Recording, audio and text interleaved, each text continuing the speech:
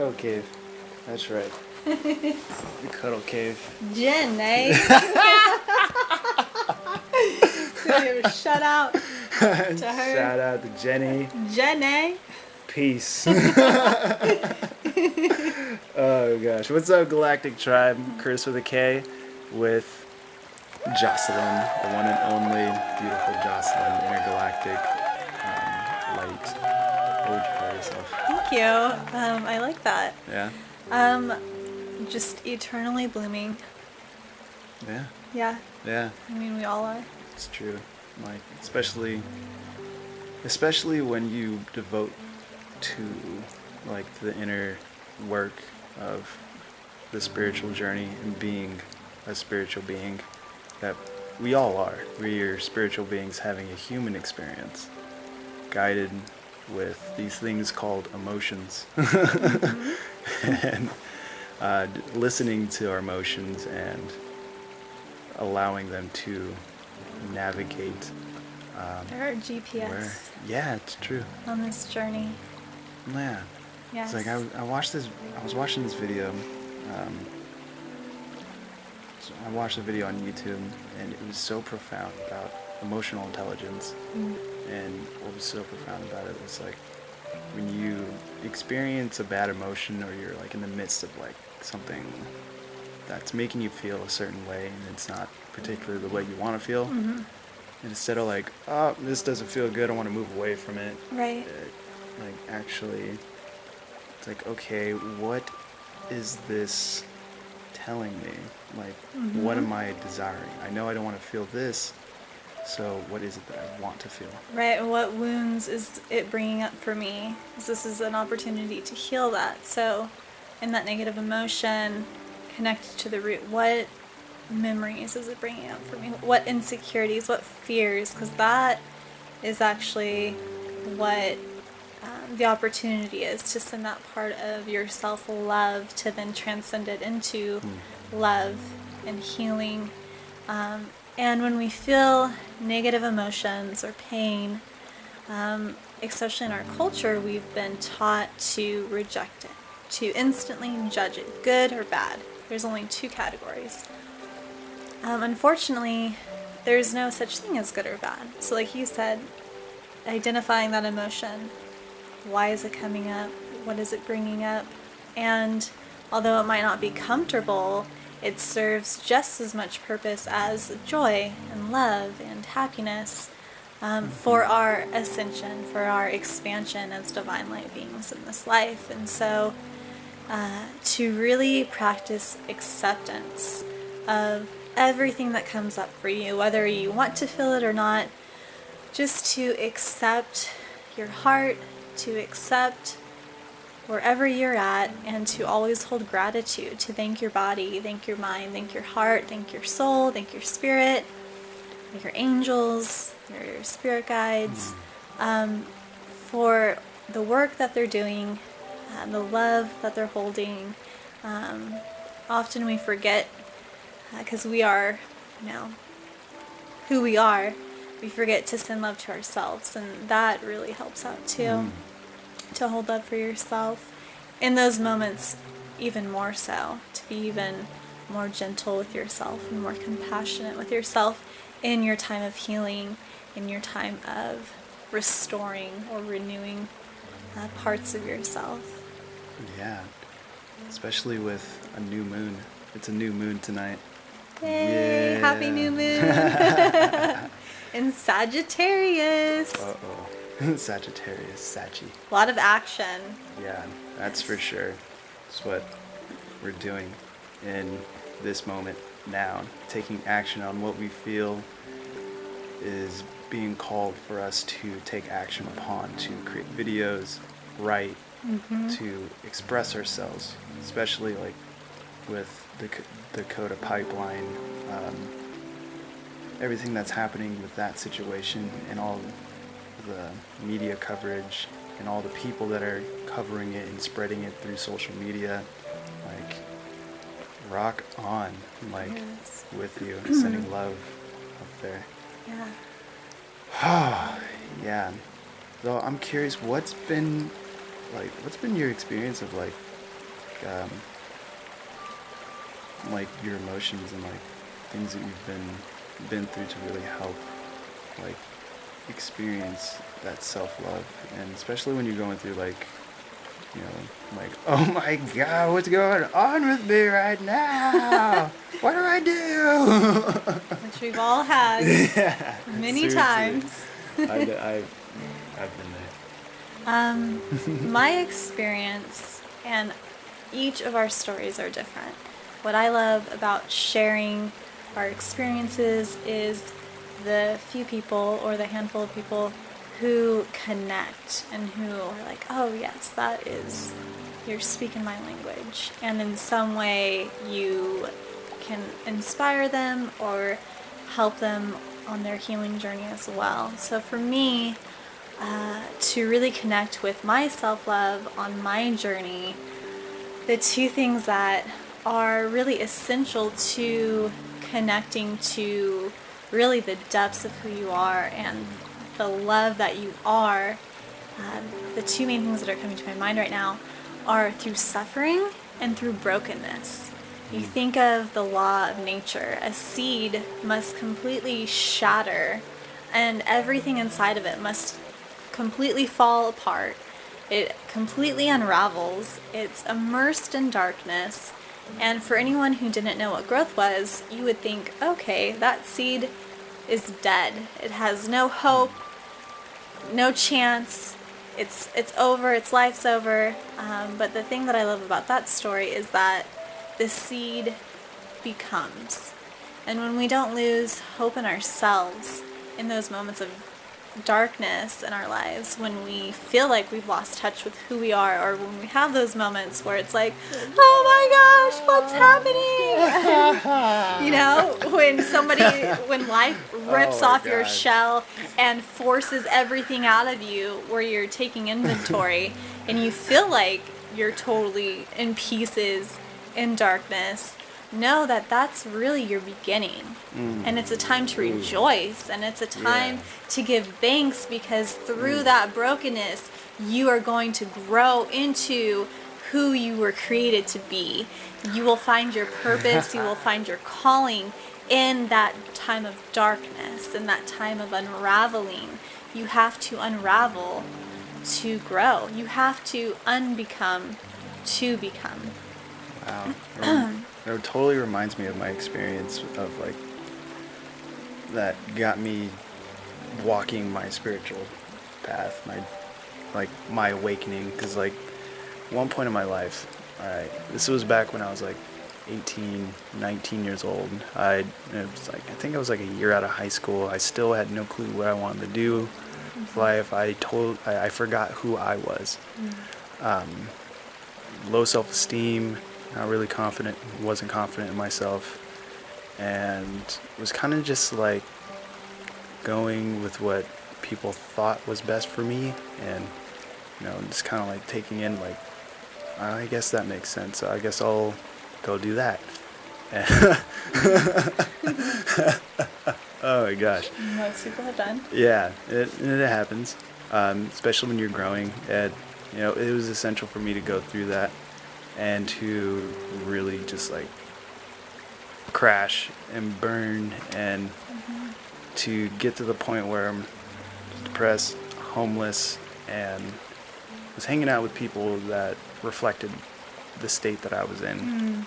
And it got to the point where like my spirit or my subconscious mind, my intuition was so clear to me.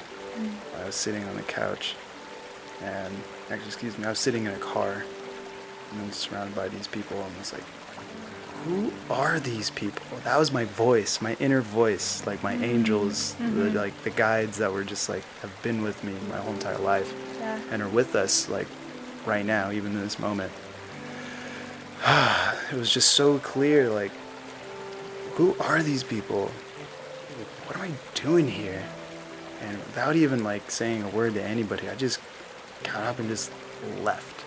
And no one really even noticed. It's just like, and I just you didn't walked. belong there. Yeah, exactly. I just wasn't where I was supposed to be. My my emotions, my inner guidance was really pulling me to be somewhere else. And I just like dropped on my knees and just like surrendered. I surrendered and allowed I love that word. Great Spirit, God, Jesus, universal source, however it resonates with you.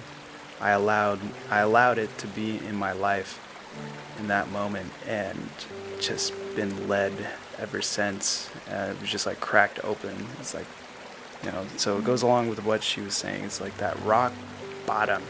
That, no, Jenny. Well, and to allow that, you think of the Yeah. snake shedding its skin. That can't be comfortable, And if we're constantly trying to hold on to who we were in the past, or hold on to things that are needing to be shut off, we're just prolonging our own evolution in this life, and we are hindering the things that are coming. So when we live with our fists closed and we're holding on to even ourselves and the things that we're attached to, and we're like, I don't want to let this go. I don't want to let go of this thing that is clearly shutting itself out of our lives. Then I always think that nothing goes unless something better is coming. So once we open our hands and we leave our hands open to allow the flow of life, which is coming and going, everything comes and goes, to flow as it does, then we quickly manifest the things that are for us. We quickly manifest abundance. We quickly manifest healing. We quickly manifest the next step, the next stage of our healing, of our growth, of our ascension. And so to letting go is such a huge part. The shedding, and it's the refining. It's the metal in the fire. The things that aren't truly the substance of what it is melt away. And just like the darkness, there's times where we're being refined. We're in the heat of it. We're in the fire. This new moon is in the fire sign. So right now we're all being refined. And to let the things that are not you go. Just let it go. You don't have to be who you were told you should be, like Curtis was saying. I feel like we've all had that in our lives, our parental influences, culture, gender expectations.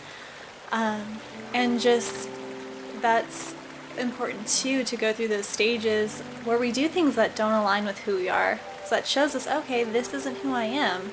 And it gets us a little bit closer to who we truly are. So to embrace the mistakes, there's no such thing as a mistake. I believe Oprah says that. And it's so true. Again, labeling things like, oh, I shouldn't have done this. I shouldn't have dated this person. I wish I could erase this from my life. No, because it all adds up to this exact moment right here, wherever you're at. Whoever you are in this moment is exactly who you are supposed to be in this moment. And love yourself. And the more you love yourself in the now, the more abundance and the more love you're going to see reflected around you. Yeah, like something that sparked when you're flowing was, every obstacle is an opportunity to grow. Like you may have been hurt by this particular person, or something that you've done that you regret, or something that caused pain. It only is an obstacle or a challenge or an opportunity to grow from. Because essentially pain is giving us that opportunity to grow. Because it's only temporary that it's going to stay. No one is ever hurt forever unless they choose to. It's a choice. And so, It's not what happens, but what you do with it. So it's like the gym. You go to the gym, you literally, all you're doing is ripping your muscles apart. You leave and you come back. And what that does is it actually makes your muscles get bigger and stronger. And life is like the gym for our hearts and for our spirits. Like there's this tearing apart to then come back together and be strengthened. And so that pain is essential to growth. Pain is essential to growth, just like working out. Yep. So there are days, most days, where you're going to feel a little bit more sore, whether that's emotionally, spiritually, physically, mentally. And again, just love yourself. Yeah. Whatever you're feeling, just know it's totally okay for me to feel this way. To allow yourself to feel whatever it is you're feeling, whether you consciously are even aware of what's coming up for you, to consciously give yourself permission to feel everything that comes up for you. And you'll experience the freedom when you do. When I first started doing that, I would be at random places and I would feel tears, come to my eyes, and I wouldn't necessarily know what was happening, but on a deeper level, I knew, okay, my body is releasing some stored up energy right now. It's healing itself. So we're not always consciously aware of what, say, our spirits or even our hearts or our souls, they're constantly working to heal us, to continually help us grow and expand. And I think that's kind of a human downfall, is the need to understand. And if we don't feel like we understand something, we dismiss it. And I would just encourage you on your journey, know that sometimes it's a good thing to not understand, to not know the whys, and still let it be and allow it to be.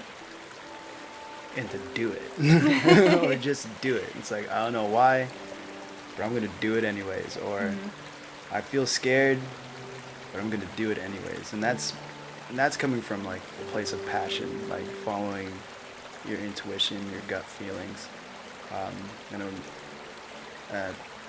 It's practice. It's a practice in learning your compass and how it's navigating you or us. Like, my compass is different from her compass, yet we're very similar in how we get the same results. Because I know, like, with my intuition, whenever something resonates, my third eye just, it rings and it flickers. And I know, having developed my channel, or developed, but like cleared it more, lubricated it to invite more divine energy into my life and to align myself with God, it creates so much room for miracles to happen. And so it's a journey of being and learning your navigational system and learning your emotions and how they are guiding you and listening. Yeah. Honoring your truth is what came up when you were talking. So that inner compass, that's your truth. And all of us have our own truth. What resonates with us, what connects, what feels right, what doesn't feel right. What feels right to Curtis might not feel right to me, and vice versa. And so it's so essential to honor your truth, and the more you practice it, just like anything else, the better you will become at recognizing, oh, this aligns with me. Whether it's you have your third eye, or you're strengthening your throat chakra to speak your truth, to honor your truth. It's so essential, because I think that, especially as children, we're kind of silenced, and we're taught how to silence our truths.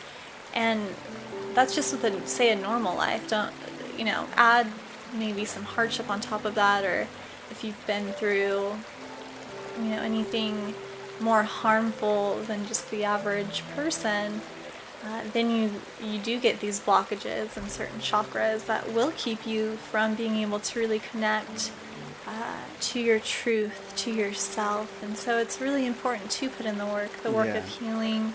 Conscious awareness of your body and the feelings that come up in your body. Like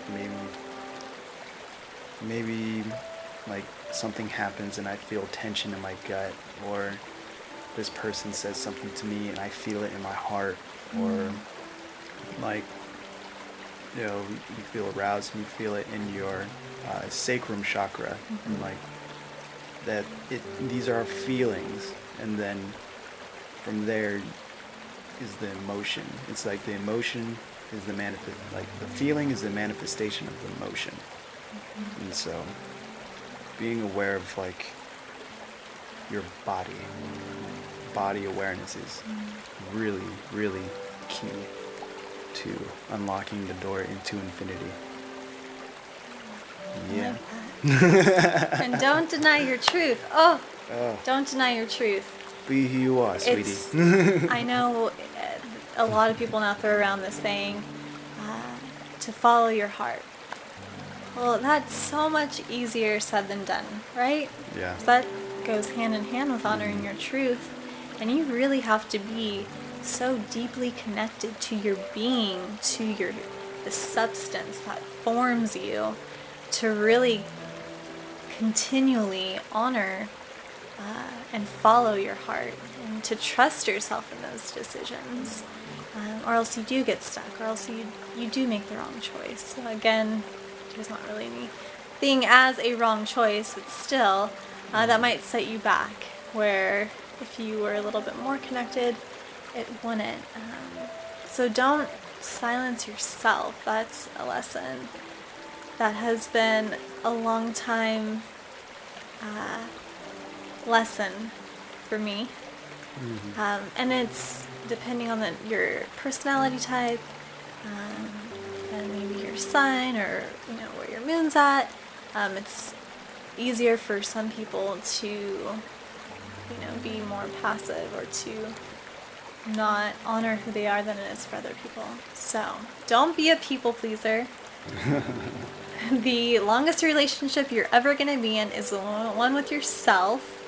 So love yourself to the extreme that you can love. Self-love is the womb where all love is birthed.